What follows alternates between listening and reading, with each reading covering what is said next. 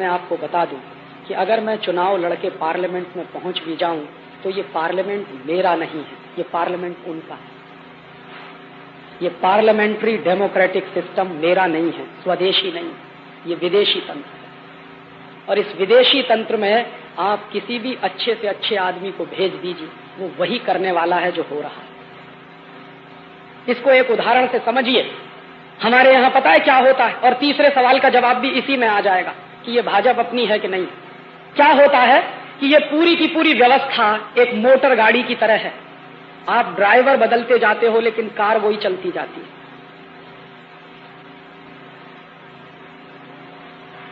एक ड्राइवर बदला, दूसरा आया, दूसरा बदला, तीसरा आया, तीसरा बदला, चौथा चला आया, चौथा बदला, पांचवा आया, लेकिन आप दुर्भाग्य से वो कार नहीं बदल रहे हो, ड्राइवर बदल रहे हो। तो कार को जो करना है वो करने वाली।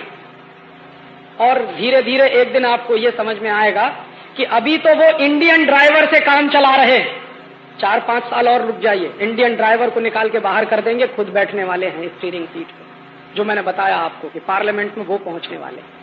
तो फिर आपके ड्राइवर की भी जरूरत नहीं, इसलिए कोई पार्टी आपकी हो नहीं सकती। और इस पर बहुत गंभीरता से सोचिए कि क्या हमको पार्लियामेंट्री डेमोक्रेटिक सिस्टम चाहिए। और मैं आपसे पूरे गंभीरता से कह रहा हूं कि दुनिया के उन तमाम देशों में जहां पार्लियामेंट्री डेमोक्रेटिक सिस्टम चल रहा है, फेल हो गया है। किसी भी देश में, चाहे अमेरिका में, चाहे ब्रिटेन में, चाहे जर्मनी में, चाहे फ्रांस में, हर देश में क्राइसिस है पॉलिटिक्स में, और वो क्राइसिस इस सिस्टम की है, और वही सिस्टम हम चला रहे हैं।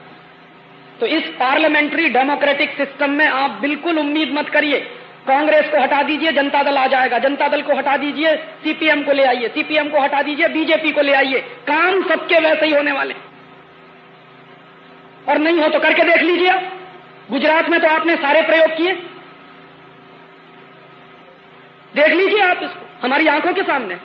महाराष्ट्र में प्रयोग चली रहा, राजस्थान में प्रयोग चली रहा। आप इन तीनों प्रदेशों में से कोई एक प्रदेश बता दीजिए जहां विदेशी कंपनियां नहीं आ रही, या इनकी सरकारें कुछ और काम कर रही हो पुरानी सरकारों से अलग। सब तो एक ही तरह का काम कर रहे हैं। और मैं तो कभी कभी ये बात गंभीरता से कहता हूं, लेकिन मजाक की बात है। मैं कहता हूं कि हर पार्टी का चुनाव घोषणा पत्र उठा लीजिए आप, और उसका कवर पेज फाड़ दीजिए, और उसके बाद गड्ढमड्ढ कर दीजिए, और मैं आपको दे दूं, आप बता नहीं सकते कि कौन सा घोषणा पत्र किस पार्टी का। सबके चुनाव घोषणा पत्र एक जैसे, फर्क बस इतना है कि किसी के चुनाव घोषणा पत्र में कोई बात पेज नंबर 1 पर होगी तो दूसरी पार्टी के चुनाव घोषणा पत्र में पेज नंबर 10 पर होगी। किसी में वो बात पेज नंबर 15 पर है तो किसी में पेज नंबर 40 पर हो जाएगी। इससे ज्यादा कोई फर्क नहीं, कोई क्वालिटी का फर्क नहीं। और मैं तब आपसे कह रहा हूं कि हमको गंभीरता से विचार करना चाहिए कि ये संसदीय लोकतंत्र हमको चाहिए क्या, और अगर ये संसदीय लोकतंत्र चाहिए तो इसके स्वरूप के बारे में तय करिए। मैं बहुत गंभीरता से इस निष्कर्ष पर पहुंचा हूं पिछले कुछ वर्षों में। हो सकता है मेरा निष्कर्ष गलत हो, मैं ये नहीं कहता कि यही आखिरी सच है। मैं मानता हूं कि हिंदुस्तान से पार्टियों का शासन खत्म करना पड़ेगा, इन पार्टियों को हटाना पड़ेगा। जानते हैं क्यों? मैं मेरे घर का उदाहरण देता हूं, बिल्कुल ताजा उदाहरण है। उत्तर प्रदेश में चुनाव हुआ तो मेरे पिताजी ने मुझे फोन किया। मैं एक जगह गया हुआ था ऐसे ही व्याख्यान करने, मेरे पिताजी ने फोन किया। क्या फोन किया? कि तुमको घर आना है। मैंने कहा किस लिए? कि वोट डालना।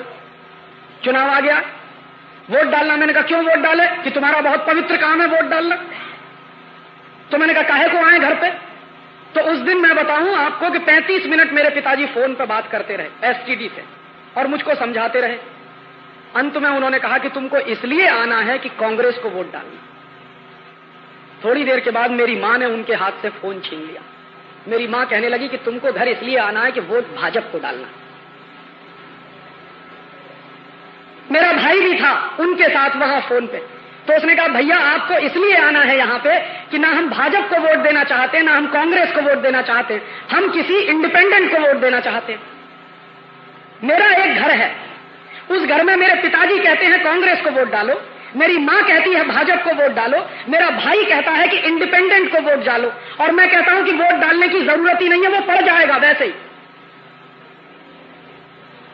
मैं जाऊं या ना जाऊं वो वोट पड़ने वाला है। तो ये जो तंत्र है इसने जानते नतीजा क्या पैदा किया? मेरा एक घर जिसमें मैं, मेरी मां, मेरा भाई, मेरे पिताजी 4 हिस्सों में बटे हुए हैं। एक कहता है भाजपा, दूसरा कहता है कांग्रेस, तीसरा कहता है इंडिपेंडेंट, चौथा कहता है कि वोट ही मत डालो। माने मैं मेरे घर की हैसियत के हिसाब से एकता कायम नहीं रख सकता। घर के 4 हिस्से हो गए, ये हर घर में है। एक भाई भाजपा में, दूसरा कांग्रेस में, तीसरा जनता दल में, चौथा सीपीएम में, 5वां सीपीआई में। जानते हैं अंग्रेजों ने इस देश को कैसे तोड़ा था? साम, दाम, दंड और भेद। तो साम से तोड़ नहीं पाए, दंड से तोड़ नहीं पाए, भेद की नीति बराबर चली और भेद किया समाज के हर स्तर पे, पूरे समाज को बांटा और पूरे समाज को बांट के हिंदुस्तान को तबाह कर दिया। जो भेद की नीति अंग्रेजों ने अपनाई इस देश में, आज का पॉलिटिकल सिस्टम वही भेद की नीति अपना रहा। घर घर में क्राइसिस खड़ी हो रही है कि तुम इस पार्टी में जाओ कि तुम उस पार्टी में जाओ, और हम एक घर की हैसियत से उद्देश्य सबके बराबर हैं, लेकिन लड़ाई लड़ रहे हैं अलग अलग। और मैं जानता हूं कि मेरा वोट मैंने जिस पार्टी को दे दिया, सत्ता में आने के बाद वो मुझको भूल जाएंगे, नमस्कार भी नहीं करेंगे। उसके पहले तक मेरे घर पे आएंगे, हाथ जोड़ेंगे, पैर छुएंगे, गधे को बाप बना लेंगे क्योंकि वोट चाहिए, और वोट मिलकर जब चलेगा तो 5 साल तक शक्ल दिखाई नहीं देगी आपको।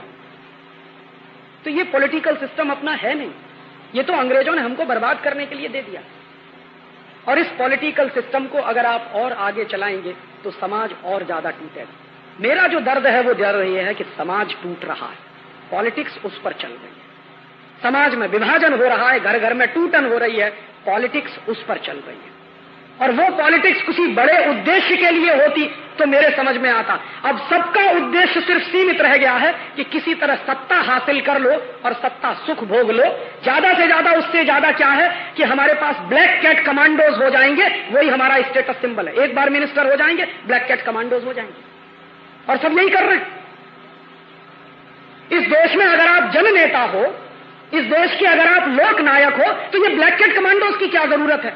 और मान लो कोई आपको मार भी देगा तो ठीक है, तैयारी रखिए मरने की। हाँ, क्यों डरते हैं मरने से? और ये तो वो देश है जहां बार बार जन्म की कल्पना है। मुझे तो अगला भी जन्म मिलने वाला है, तो काहे को चिंता कर रहे हैं? मर जाएंगे अगली बार, हो सकता फिर नेता बन के पैदा हो जाएंगे आप। तो मरने की तैयारी है नहीं, और बड़ी बड़ी बातें करेंगे कि हम समाज के जन नेता हैं, लोक नेता हैं। और मैं आपको ये बता सकता हूं कि ये जो ब्लैक कैट्स कमांडोज की व्यवस्था है, दुनिया की कोई भी ताकत लगा दीजिए, अगर आपको कोई मारने वाला पैदा हो गया तो बच नहीं सकते आप।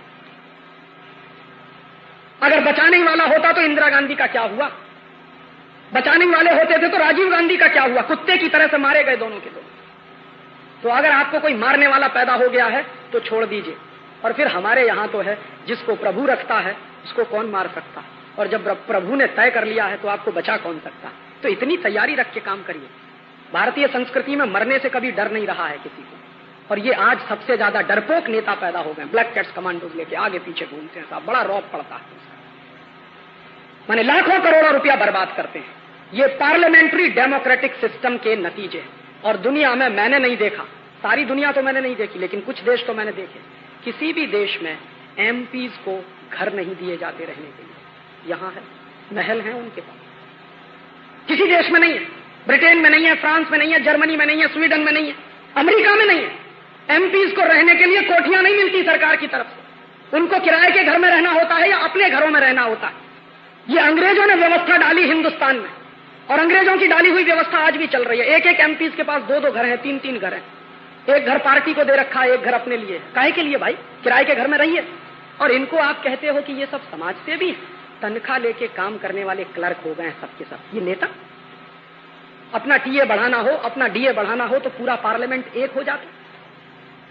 पूछिए जरा इनसे, कोई एक पार्टी माई की लाल थी जब ये डीए बढ़ाने की बात हुई थी पार्लियामेंट के अंदर?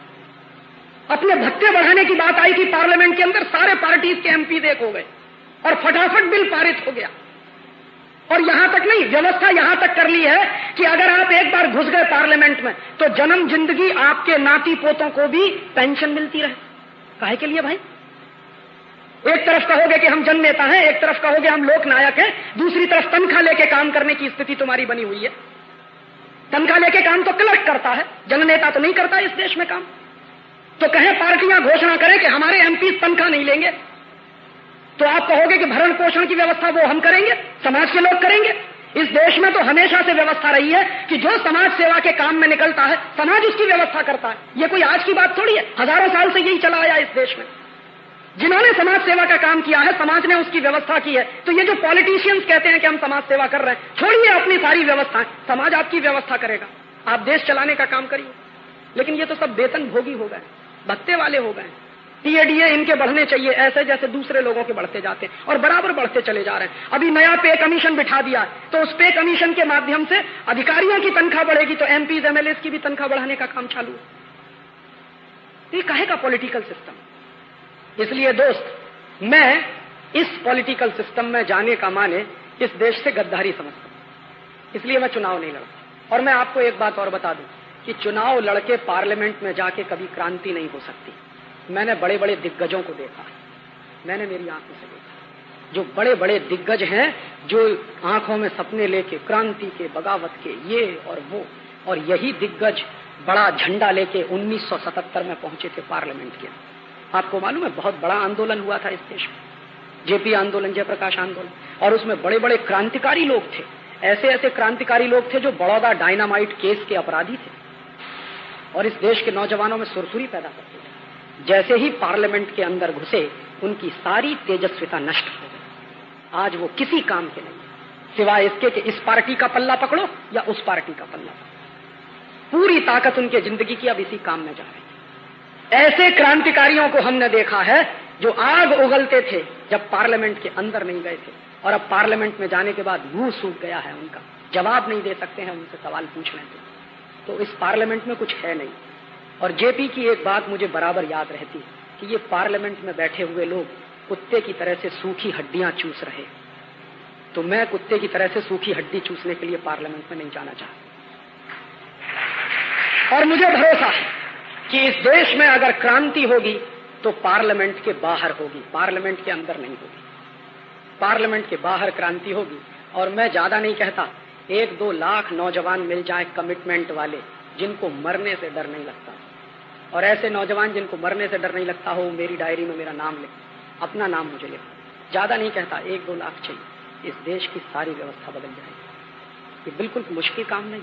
कमिटमेंट वाले 1-2 लाख लोग हो जाए, सारी व्यवस्था बदल जाएगी। हमने तो दुनिया में देखा है, मुट्ठी भर लोगों ने व्यवस्थाएं बदली। फ्रांस का रिवॉल्यूशन हुआ था, 17 लोग थे बस, और उन 17 लोगों ने पूरे फ्रांस को बदल दिया। जर्मनी में क्या हुआ? हिटलर एक अकेला था, सारा देश खड़ा कर दिया था। कहीं भी देखिए दुनिया में कुछ कमिटमेंट वाले लोग, शर्त एक ही है, जिनको मरने से डर नहीं लगता। ऐसे कमिटमेंट वाले लोग चाहिए। ये पार्लियामेंट क्या, दुनिया की सारी व्यवस्थाएं बदल सकती है, और वो पार्लियामेंट के बाहर से होता, पार्लियामेंट के अंदर से नहीं होता। और आखिरी सवाल का जवाब एक लाइन में, जैसे कांग्रेस है, जैसे जनता दल है, जैसे सीपीएम है, जैसे सीपीआई, वैसे ही भारतीय जनता पार्टी है। उसमें और बाकी पार्टियों में मेरे हिसाब से कोई फर्क नहीं।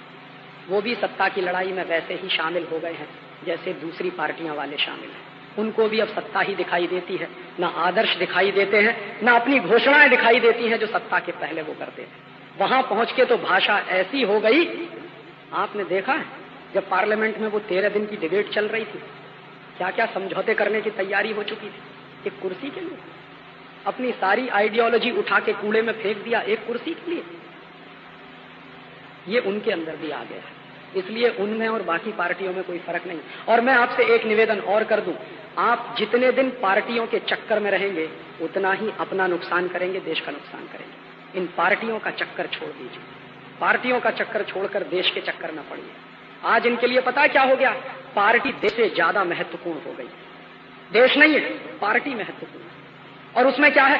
पार्टी नहीं टूटनी चाहिए, देश टूटे तो टूट जाए। सारे समझौते किसके लिए करते हैं? पार्टी नहीं टूटनी चाहिए, चाहे जितने गलत समझौते करने पड़े। सरकार नहीं जानी चाहिए, चाहे जितने गलत समझौते करने पड़े। तो अब इनके लिए भी देश महत्वपूर्ण नहीं है, समाज महत्वपूर्ण नहीं है, पार्टी महत्वपूर्ण है, सत्ता महत्वपूर्ण है। और मैं आपको बता दूं कि पार्टी कभी देश से बड़ी हो नहीं सकती। जो लोग इस भ्रमणा में हैं कि पार्टी देश से बड़ी हो गई है, उनको मैं कह रहा हूं कि पार्टी देश से बड़ी कभी होती नहीं, देश बड़ा होता है। ये देश रहेगा तो आप रहेंगे, ये देश नहीं रहेगा तो आप भी नहीं रहेंगे। इसलिए पार्टियों का चक्कर छोड़िए और इस पॉलिटिक्स की बात छोड़िए, अब तो क्रांति की बात करिए। जितने देर पॉलिटिक्स की बात करेंगे उतना ही ज्यादा आपको निराशा होगी, जितनी देर क्रांति की बात सोचना शुरू करेंगे उतना ही ज्यादा आशा का संचार होगा, उत्साह आएगा, उमंग पैदा हो। बस यही जवाब मुझे देना। राजीव जी, अगर आपकी इजाजत तो और भी कुछ सवाल है। हाँ, क्या आपने कोई मल्टीनेशनल कंपनी मार भगाई है? हाँ, हैं तो हम लोग बहुत छोटे ताकत में, लेकिन कुछ 2-3 काम किए। अभी तो ताजा एक आपको सुना सकता हूँ राजस्थान का। राजस्थान में एक जिला है, उसका नाम है अलवर। अलवर जिले में एक जगह है, उसका नाम है तिजारा। तिजारा एक बहुत मशहूर जैन तीर्थ स्थान है, दिगंबर जैन के लोगों का बड़ा मशहूर तीर्थ स्थान। तो वहां क्या हुआ, अमेरिका की एक कंपनी है विल्सन और हिंदुस्तान की एक कंपनी है केडिया, दोनों ने मिलकर शराब के कारखाने लगाने के लिए तिजारा के पास 450 गांव की 50,000 बीघा जमीन एक्वायर की। मैं एक बार अलवर गया हुआ था, कुछ भाई लोग मेरे पास आए कि राजीव भाई आप तो विदेशी कंपनियों के पीछे डंडा लेके घूमते हो, हमारे गांव में विदेशी कंपनी आ गई। मैंने कहा क्या करने आई है? तो कहने लगे शराब बेचने के लिए आई, तो शराब का कारखाना खुलेगा। तो मुझे लगाया, मैंने पूछा उनसे कि आपका गांव अलवर से कितना दूर है? उन्होंने कहा बिल्कुल नजदीक है, आप चाहो तो कल चल सकते। तो मैंने मेरे सारे प्रोग्राम पोस्टपोन किए और मैं अगले दिन अलवर गया और अलवर जाके मैंने देखा कि सामने जैन मंदिर है और बिल्कुल बाजू में जमीन दे दिया शराब बनाने के लिए। किसने किया? सरकार ने। किसकी सरकार है? भारतीय जनता पार्टी। मुझे बहुत क्रोध आया। फिर मैंने गांव के लोगों की मीटिंग बुलाई, मैंने कहा आपने जमीन क्यों बेची? तो उन्होंने कहा कि साहब जमीन हमने नहीं बेची, जबरदस्ती हमसे अंगूठा लगवाया। रात के 2-2 बजे 3-3 बजे कलेक्टर एसएसपी फोर्स लेके गांव में जाते थे, गांव के लोगों को धमकाते थे कि जमीन बेचो, नहीं बेचोगे तो जेल के अंदर डाल देंगे। ये काम उन्होंने करवाया और इस तरह से गांव के लोगों को डरा के धमका के जमीन एक्वायर कर ली। मैंने कहा अगर ऐसा हुआ है तो हम तो लड़ेंगे इसके लिए, आप बोलो कितनी मदद करोगे? उन्होंने कहा जो आप कहिए वो करेंगे। मैंने कहा सबसे पहला काम ये करो, गांव पंचायत की मीटिंग बुला। तो ग्राम पंचायत की मीटिंग हुई। ग्राम पंचायत की मीटिंग में मैंने पूछा सबसे कि आप बताओ कि आपने कोई प्रस्ताव पारित किया था जमीन बेचने के लिए? तो ग्राम पंचायत का हर सदस्य कहता साहब हमने कभी कोई बात नहीं की। तो मैंने कहा ये बताओ कि ये जितनी जमीन गई है इसमें गोचर की जमीन भी है? कि हाँ साहब बड़ी जमीन तो गोचर की है, वो ले लिया शराब के कारखाने बनाने के लिए। तो हमने कहा कि आज आप प्रस्ताव पारित करिए कि गांव पंचायत ने, गांव सभा ने कोई भी जमीन दी नहीं है विदेशी कंपनी को, जबरदस्ती हमसे ये जमीन ली गई। और गांव सभा ने, गांव पंचायत ने प्रस्ताव पारित किया और ऐसा 40 गांव में हमने करवाया। और वो 40 गांव में जब ये प्रस्ताव पारित हो गए, मैंने कहा अब हम जाएंगे कोर्ट में। और कोर्ट में हम गए और हमने ये केस लगवाया और कहा कि देखिए किस तरह से कानून का सरेआम उल्लंघन होता है। और ये जमीन जो थी वो खेती की जमीन थी, बहुत अच्छी खेती होती है। मैंने कंपनी से आंकड़े मंगवाए, मैंने कहा आप अपनी प्रोजेक्ट रिपोर्ट दीजिए। केडिया और विल्सन का जो जॉइंट वेंचर था उसकी प्रोजेक्ट रिपोर्ट जब मेरे पास आई तो मैंने देखा उसमें उन्होंने लिखाया हुआ था कि 5 करोड़ लीटर पानी उनको चाहिए प्रतिदिन शराब बनाने के लिए। और उस पूरे एरिया को राजस्थान सरकार ने डार्क जोन घोषित किया। डार्क जोन माने सूखे वाला इलाका, जमीन के 100 फीट नीचे तक पानी नहीं है वहां पे। तो मेरे समझ में नहीं आया कि ये 5 करोड़ लीटर पानी प्रतिदिन लाएंगे तो कहां से लाएंगे। तो उसी प्रोजेक्ट रिपोर्ट को आगे पढ़ने पर पता चला कि वो ग्राउंड वाटर का इस्तेमाल करेंगे, माने अपने पंप लगाएंगे और पंप लगा के जमीन के नीचे का पानी खींचेंगे। और प्रतिदिन अगर 5 करोड़ लीटर पानी खींचा जाएगा तो 2-3 साल में तो वो एकदम सूखा पड़ जाएगा। तो ये जो 40 गांव की जनता रहती है इसका क्या होगा? वो तो शराब बनाएंगे, बेचेंगे, मुनाफा कमाएंगे, देश को शराबी बना देंगे, लेकिन इस गांव की जनता का क्या होगा? और इस बात को लेकर हमने आंदोलन शुरू किया और गांव-गांव में मैंने पदयात्राएं की। 3 महीने में रहा उस इलाके और पैदल जाता था, एक गांव से दूसरा, दूसरे से तीसरा, तीसरे से चौथा। घूमते घूमते मेरे साथ एक जमात खड़ी हो गई नौजवानों की। उसमें सब तरह के लोग थे, हिंदू भी थे, मुसलमान भी थे, जैन भी थे। दिगंबर जैन उस क्षेत्र में बहुत रहे। वहां एक बार एक साधु भगवान आए दिगंबर जैन समुदाय, मैं उनके पास गया। मैंने कहा ये देखिए इतना अनर्थ हो रहा, आपका आशीर्वाद चाहिए, ये बड़ी लड़ाई हमने हाथ में ले ली। उन्होंने कहा इस काम के लिए तो सर्वदा मेरा आशीर्वाद है। तो मैंने कहा आप जैन समाज को कॉल दीजिए कि इस लड़ाई में हमारे साथ आए। तो उनका कॉल आया और पूरा का पूरा जैन समाज हमारे साथ खड़ा हुआ, बड़ी ताकत मिली उसमें। फिर उसके बाद मैं एक मौलाना साहब से मिला, वहां पे मुसलमान समुदाय के लोग हैं। मैंने कहा कि आपके यहाँ तो शराब अधर्म है।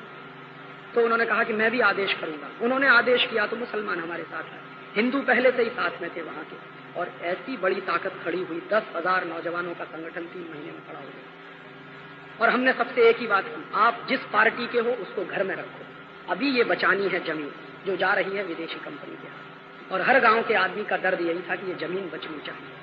तो 10,000 लोग जब खड़े हो गए तो एक दिन हमने कुछ नहीं किया, हम गए जुलूस निकालते हुए। और जहां पे इनका कारखाना बनाने का सारा तामझाम रखा हुआ था कुछ छोटी मोटी बिल्डिंग बनाई हुई थी, वहां पे तार की बाड़ लगा दी थी इन्होंने। हमने कुछ नहीं किया, वो जाके उनकी तार की बाड़ हटा दी और उनके जो कारखाने वारखाने थे उन सबको हटा दिया, एक तरफ रख दिया और वहां पे हमने लिख के टांग दिया कि ये जमीन गांव की है, ये कभी विदेशी कंपनी की हो नहीं सकती। उससे गांव वालों में बहुत ताकत आई। पहले गांव वाले डरते थे कि साहब इस विदेशी कंपनी के खिलाफ कैसे करेंगे, सरकार पीटेगी, पुलिस मारेगी। मैंने कहा मारेगी, इससे ज्यादा क्या करेगी। और उस दिन क्या हुआ कि जब हम ये सारा काम कर रहे थे तो केडिया कंपनी ने अपने कुछ गुंडे बुलवाए और उससे गोली चलवाई। गोली चली हम लोगों को। ऊपर वाले की मेहरबानी थी या महाराज साहब की कृपा थी, मुझे मालूम नहीं, मुझे नहीं लगी, मेरे बगल वाले साथी को। तो उसके बाद भी हमने काम नहीं रोका। ये उनके डराने का तरीका था। वो हमको धमकी दे रहे थे कि देखो तुमको मार डालेंगे। हमने कहा हमको मरने से डर ही नहीं लगता, तुम मारोगे क्या। और उसके बाद नतीजा निकला कि जब गोली चली तो गांव में और ज्यादा उत्साह पैदा हुआ। वो पता चला कि 10,000 की फौज अब 20,000 25,000 की फौज में कन्वर्ट होने वाली। फिर धीरे धीरे अखबारों में आना शुरू हुआ और अखबारों में आना शुरू हुआ तो एक दिन फिर हमने क्या किया पता, वहां के सरकार के मंत्री द्वारा उद्घाटन का एक पत्थर लगाया था उन्होंने, शराब के कारखाने के उद्घाटन का।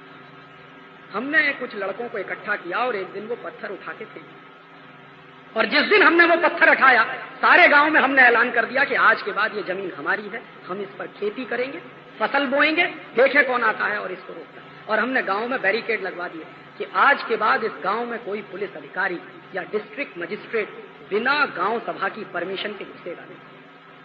तुम जयपुर में सरकार चलाते हो, चलाओ, हमारे गांव में हमारी सरकार है और हमारी सरकार ये आदेश करती है कि आज के बाद कोई भी मंत्री, कोई भी एमएलए, कोई भी कलेक्टर घुसेगा नहीं गांव में बिना गांव सभा की परमिशन। एक बार क्या हुआ, डिस्ट्रिक्ट मजिस्ट्रेट ने कोशिश की, अपनी जीप लेके आया, लाल बत्ती हरी बत्ती टें टें टें करते हुए, गांव में बैरिकेड लगाया हुआ था, वहां आके जीप खड़ी हो गई, आदेश देने लगा कि इसको हटाओ।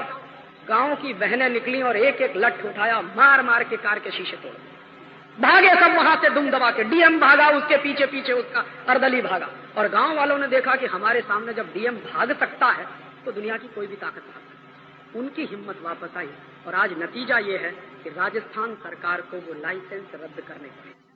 छोटे काम है, शुरू में जब उठाए जाते हैं तो 50 लोग कहते हैं अरे ये हो नहीं पाएगा, लेकिन मुझे लगता है कि अगर संकल्प शक्ति हो और मन में पवित्रता का भाव हो, आपका उद्देश्य बड़ा हो, समाज के हित में हो, तो जीत तो होती ही है अंत में। भले ही हमारी शक्ति कम है, आज कम है, कल अधिक हो जाएगी। और अधिक कैसे होगी, ऐसी छोटी लड़ाइयां लड़ते लड़ते किसी बड़ी लड़ाई की तैयारी हम करेंगे, ये कर रहे हैं। 1992 से हमने ये अभियान शुरू किया था, 1992 से अब तक इतना कर पाए हैं। हम 3-4 लोगों ने ये अभियान शुरू किया था, तब सब लोग कहते थे कि क्या फालतू का काम कर रहे हो, अच्छा खासा कैरियर छोड़ के इस तरह के काम में लग गए। परिवार वाले भी नाराज, रिश्तेदार वाले भी नाराज। हमने कहा ठीक है आप नाराज रहिए, क्योंकि ये पशु बन के जिंदा रहना तो हमें मंजूर नहीं है कि हाय पैसा हाय पैसा हाय पैसा। पैसा जिंदगी का सब कुछ नहीं होता है, देश उससे बड़ा होता है, समाज उससे बड़ा होता है, संस्कृति बड़ी होती है। और कभी अगर भगत सिंह हो सकते हैं, चंद्रशेखर हो सकते हैं, तो आज क्यों नहीं भगत सिंह और चंद्रशेखर हो सकते हैं। आज भी तो वही परिस्थितियां हैं, तो कुछ लोगों को तो ये करना ही पड़ेगा। और निकल पड़े हम लोग पागलों की तरह से, और आज होते होते कुछ हजार की संख्या हमारे पास है। और 3-4 साल चलेंगे तो शायद कुछ लाख की संख्या हो जाएगी। और जिस दिन वो हो जाएगी उस दिन उनको आमने सामने से टक्कर देके युद्ध की आखिरी लड़ाई लड़ेंगे। वो आशीर्वाद आपका चाहिए, आपकी दुआएं हमको चाहिए, आपका सहयोग हमको चाहिए, आपका समर्थन हमको चाहिए। इस बड़ी लड़ाई में, इस धर्म युद्ध में जितना आपसे बन पड़े हम लोगों की मदद, हम लोगों का सहयोग करेंगे। आपका बहुत बहुत शुक्रिया।